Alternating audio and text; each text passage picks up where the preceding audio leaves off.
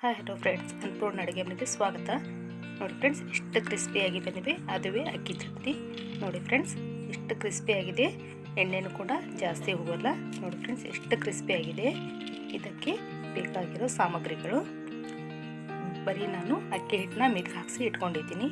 ಉಪ್ಪು, ಎಳ್ಳು,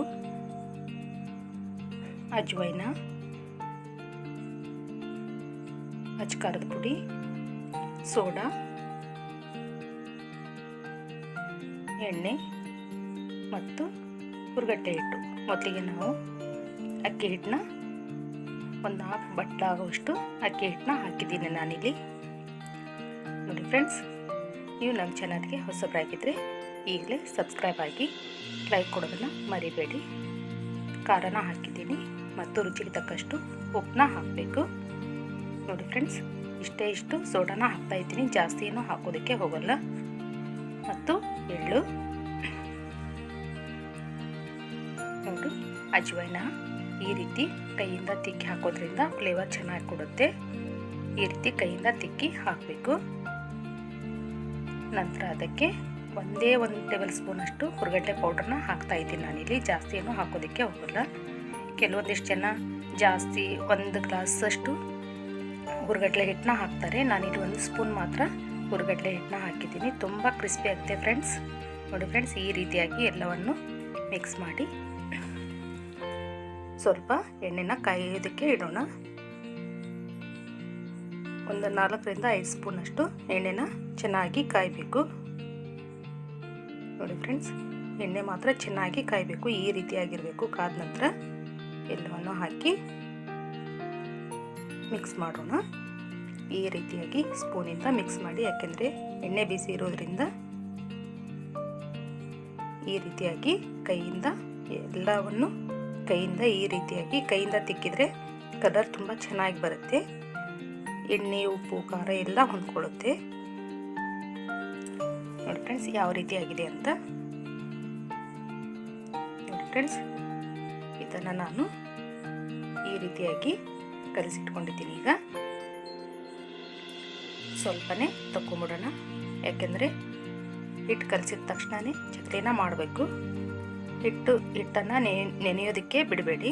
ಯಾಕೆಂದರೆ ನೆನೆದ್ರೆ ಚಕ್ಲಿಗಳು ಎಲ್ಲ ಚೆನ್ನಾಗಿ ಬರೋದಿಲ್ಲ. ಕಲಸಿದ ತಕ್ಷಣವೇ ಮಾಡಿಬಿಡಬೇಕು. ನೋಡಿ ಫ್ರೆಂಡ್ಸ್, ಸ್ವಲ್ಪನೇ ನೀರು ಹಾಕ್ತಾ ಕಲಿಸ್ಕೊಂಡ್ಬಿಡೋಣ. ನೋಡಿ ಫ್ರೆಂಡ್ಸ್, ಯಾವ ರೀತಿ ಆಗ್ತಾ ಇದೆ ಅಂತ. ತುಂಬಾ ಕ್ರಿಸ್ಪಿ ಆಗುತ್ತೆ ಫ್ರೆಂಡ್ಸ್. ನೀವು ಇದೇ ರೀತಿಯಲ್ಲಿ ಚಕ್ಲಿನ ಮಾಡಿದರೆ ತುಂಬ ಟೇಸ್ಟಿ ಆಗುತ್ತೆ ಮತ್ತು ಕ್ರಿಸ್ಪಿ ಕೂಡ ಆಗುತ್ತೆ. ನೋಡಿ ಫ್ರೆಂಡ್ಸ್, ಈ ಹದದಲ್ಲಿ ಇರಬೇಕು ಹಿಟ್ಟು. ಯಾವ ಹದದಲ್ಲಿದೆ ಅಂತ ಈಗ ಚೆನ್ನಾಗಿ ಮಿಕ್ಸ್ ಮಾಡಬೇಕು. ನೋಡಿ ಫ್ರೆಂಡ್ಸ್, ಈ ರೀತಿ ಆದ ನಂತರ ಎಣ್ಣೆನ ಕಾಯೋದಕ್ಕೆ ಇಟ್ಕೊಳ್ಳೋಣ. ಎಣ್ಣೆ ಚೆನ್ನಾಗಿ ಕಾಯಬೇಕು. ನಾನಿಲ್ಲಿ 2 ಥರ ಚಕ್ಲಿನ ಮಾಡ್ತಾ ಇದ್ದೀನಿ. ಇದು ಚಕ್ಲಿ ಮಣೆ. ಈ ರೀತಿಯಾಗಿದ್ದರೆ ತುಂಬ ನಮಗೆ ಈಸಿಯಾಗಿ ಚಕ್ಲಿ ಮಾಡೋದಕ್ಕೆ ಬರುತ್ತೆ. ನಾನೀಗ ಈ ಪ್ಲೇಟ್ನ ಹಾಕ್ತಾ ಇದ್ದೀನಿ. ನೋಡಿ ಫ್ರೆಂಡ್ಸ್, ಎಷ್ಟು ಚೆನ್ನಾಗಿರುತ್ತೆ ಅಂದರೆ ಈ ಥರ 3 ಹೋಲಿರೋದು ಚಕ್ಲಿ ತುಂಬ ಟೇಸ್ಟಿಯಾಗಿರುತ್ತೆ ಮತ್ತು ಕ್ರಿಸ್ಪಿ ಕೂಡ ಆಗಿರುತ್ತೆ. ಈಗ ಹಿಟ್ಟನ್ನು ಚಕ್ಲಿ ಮಣೆಯಲ್ಲಿ ಹಾಕಿ ಈ ರೀತಿ ಮಣೆ ಇದ್ದರೆ ತುಂಬ ಚೆನ್ನಾಗಿರುತ್ತೆ. ಹಾಕೋದಕ್ಕೂ ತುಂಬ ಈಸಿಯಾಗಿ ಬರುತ್ತೆ. ನೋಡಿ ಫ್ರೆಂಡ್ಸ್, ಈಗ ಎಣ್ಣೆ ಕಾಯ್ದಿದೆ ಇಲ್ಲ ಅಂತ ನೋಡಿಕೊಂಡು ಎಣ್ಣೆ ಮಾತ್ರ ಚೆನ್ನಾಗಿ ಕಾಯಬೇಕು.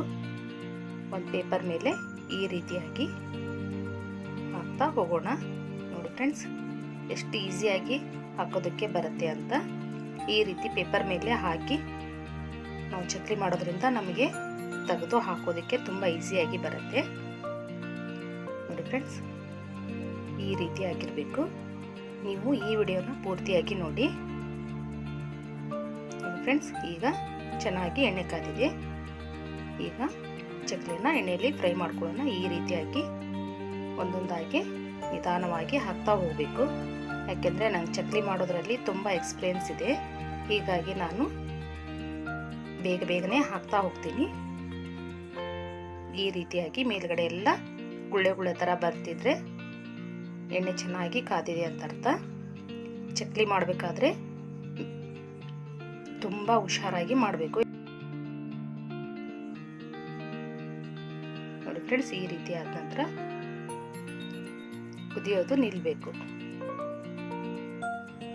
ಈ ರೀತಿ ಆದ ನಂತರ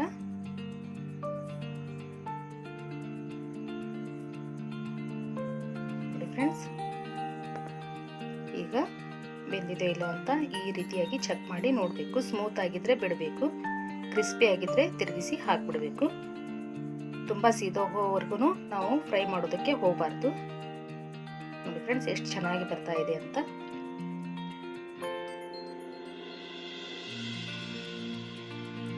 ಚಕ್ಲಿ ಹಾಕಿದ ತಕ್ಷಣನೇ ಕೈ ಆಡಿಸೋದಕ್ಕೆ ಹೋಗಬಾರ್ದು. ಕೈ ಆಡಿಸಿದ್ರೆ ಚೆನ್ನಾಗಿ ಇರೋಲ್ಲ. ನೋಡಿ ಫ್ರೆಂಡ್ಸ್, ಈಗ ಬೆಂದಿದೆ. ಈಗ ಅದನ್ನ ತಿರುಗಿಸಿ ಹಾಕ್ಬಿಡ್ಬೇಕು. ಒಮ್ಮೆ ತಿರುಗಿಸಿ ಹಾಕಿ ತೆಗೆದು ಹಾಕ್ಬಿಡ್ಬೇಕು, ಅಂದರೆ ಕ್ರಿಸ್ಪಿಯಾಗಿ ಬರುತ್ತೆ. ಪದೇ ಪದೇ ಎಣ್ಣೆಯಲ್ಲಿ ಕೈ ಆಡಿಸೋದ್ರಿಂದ ಚಕ್ಲಿ ಚೆನ್ನಾಗಿ ಬರೋಲ್ಲ. ನೋಡಿ ಫ್ರೆಂಡ್ಸ್, ಈಗ ಫ್ರೈ ಆಗಿದೆ. ಈ ರೀತಿ ಆದ ನಂತರ ತಗೊಂಡ್ಬಿಡೋಣ.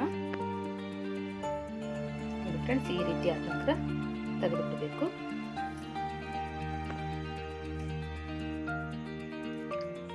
ನಂತರ ನಾವು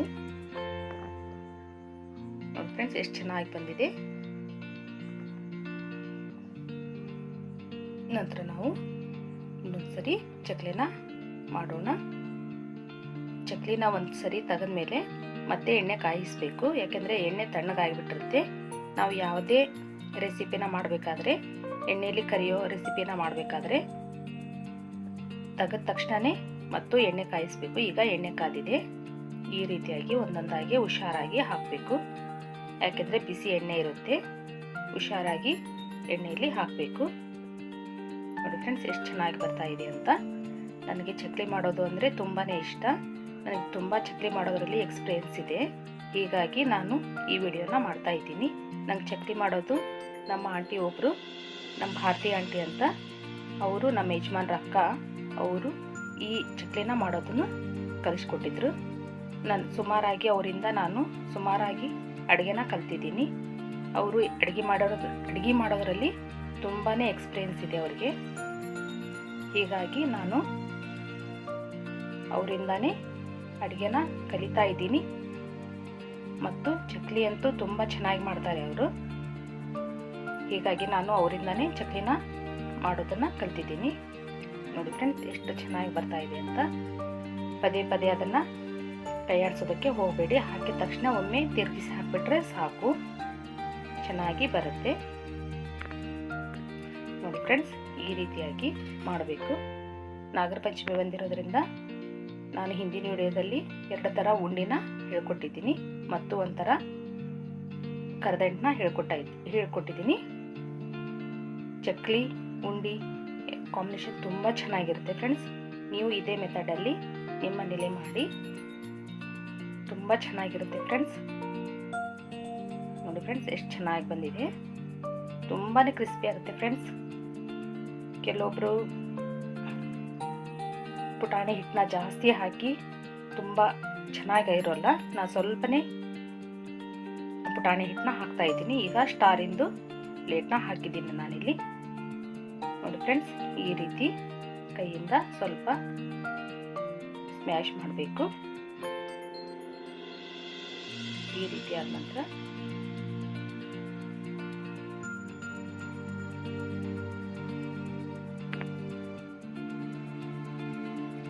ಎಣ್ಣೆನ ಚೆನ್ನಾಗಿ ಕಾಯೋದಕ್ಕೆ ಇಡೋಣ.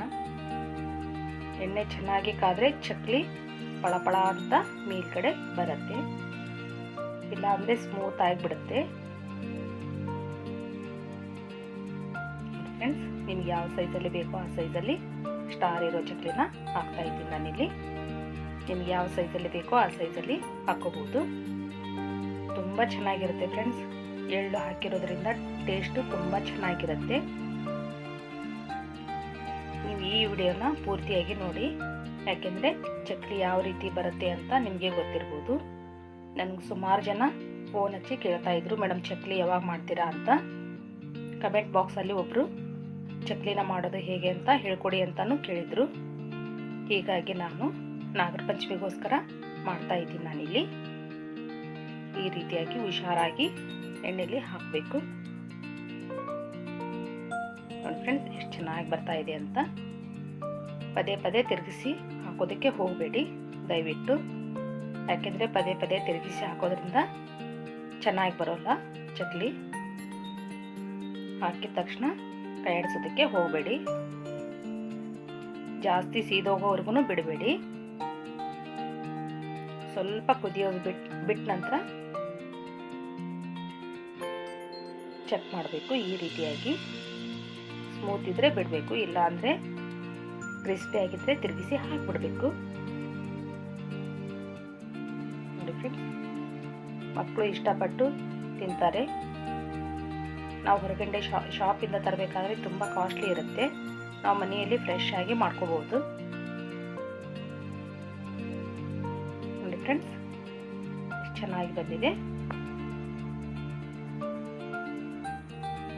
ತುಂಬ ಚೆನ್ನಾಗಿದೆ ಫ್ರೆಂಡ್ಸ್. ಎಣ್ಣೆನೂ ಜಾಸ್ತಿ ಹೋಗಲ್ಲ. ಈಗ ಮಿಕ್ಕಿರೋ ಹಿಟ್ಟನ್ನ ಈಗ ಕಲಿಸ್ತಾ ಇದ್ದೀನಿ. ಯಾಕೆಂದರೆ ಹಿಟ್ಟನ್ನ ಕಲಿಸಿಟ್ಬಿಟ್ರೆ ನೆನೆದೋದ್ರೆ ಚಕ್ಲಿ ಚೆನ್ನಾಗಿ ಬರೋಲ್ಲ. ಸ್ವಲ್ಪ ಸ್ವಲ್ಪನೇ ಕಲಿಸ್ತಾ ಚಕ್ಲಿನ ಮಾಡ್ಕೋಬೇಕು.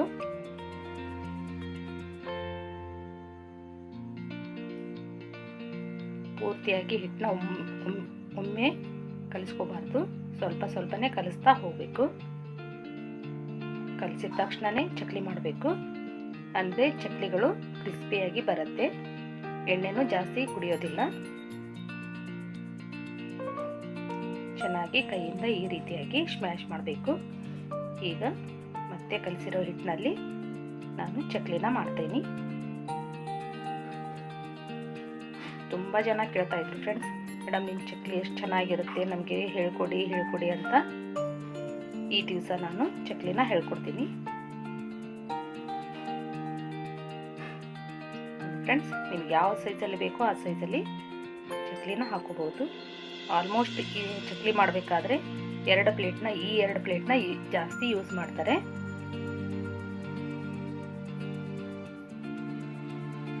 ಹಾಕಿದ ತಕ್ಷಣನೇ ತಿರುಗಿಸಿ ಹಾಕೋದಕ್ಕೆ ಹೋಗ್ಬೇಡಿ. ಹಾಕಿದ ತಕ್ಷಣನೇ ಕೈ ಆಡಿಸೋದಕ್ಕೆ ಹೋಗ್ಬೇಡಿ ದಯವಿಟ್ಟು. ಯಾಕೆಂದರೆ ಕ್ರಿಸ್ಪಿಯಾಗಿ ಬರೋಲ್ಲ. ನಾ ಯಾವ ಮೆಥಡಲ್ಲಿ ಹೇಳ್ಕೊಟ್ಟಿದ್ದೀನೋ ಅದೇ ರೀತಿಯಾಗಿ ನೀವು ಚಕ್ಲಿನ ಮಾಡಿದರೆ ತುಂಬ ಚೆನ್ನಾಗಿ ಬರುತ್ತೆ. ಇದೇ ರೀತಿಯಾಗಿ ನಿಮ್ಮದು ಚಕ್ಲಿ ಬರುತ್ತೆ. ನೋಡಿ ಫ್ರೆಂಡ್ಸ್, ಎಷ್ಟು ಚೆನ್ನಾಗಿ ಬಂದಿದೆ. ಈ ವಿಡಿಯೋನ ಪೂರ್ತಿಯಾಗಿ ನೋಡಿ. ಪೂರ್ತಿಯಾಗಿ ನೋಡಿದರೆ ನಿಮಗೆ ಇದೇ ರೀತಿಯಾಗಿ ಚಕ್ಲಿ ಮಾಡೋದಕ್ಕೆ ಬರುತ್ತೆ. ನೋಡಿ ಫ್ರೆಂಡ್ಸ್, ಇಷ್ಟೊಂದು ಚಕ್ಲಿ ಮಾಡಿದ್ದೀನಿ ನಾನಿಲ್ಲಿ.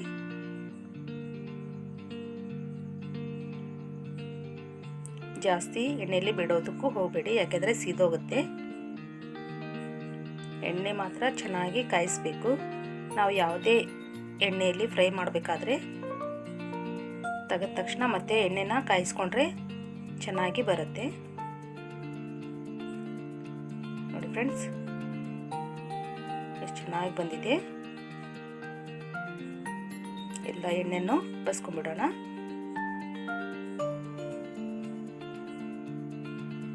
ನೋಡಿ ಫ್ರೆಂಡ್ಸ್, ಇಷ್ಟೊಂದು ಚಕ್ಲಿನ ಮಾಡಿದ್ದೀನಿ ನಾನಿಲ್ಲಿ. ನೋಡಿ ಫ್ರೆಂಡ್ಸ್, ಇಷ್ಟು ಚಕ್ಲಿನ ಮಾಡಿದರೆ ಇಷ್ಟೊಂದು ಎಣ್ಣೆ ಉಳಿದಿದೆ. ಈಗ ಈ ವಿಡಿಯೋ ಇಷ್ಟ ಆದಲ್ಲಿ ನಿಮಗೆ ಲೈಕ್ ಮಾಡಿ, ಶೇರ್ ಮಾಡಿ, ಸಬ್ಸ್ಕ್ರೈಬ್ ಮಾಡಿ. ಧನ್ಯವಾದಗಳು.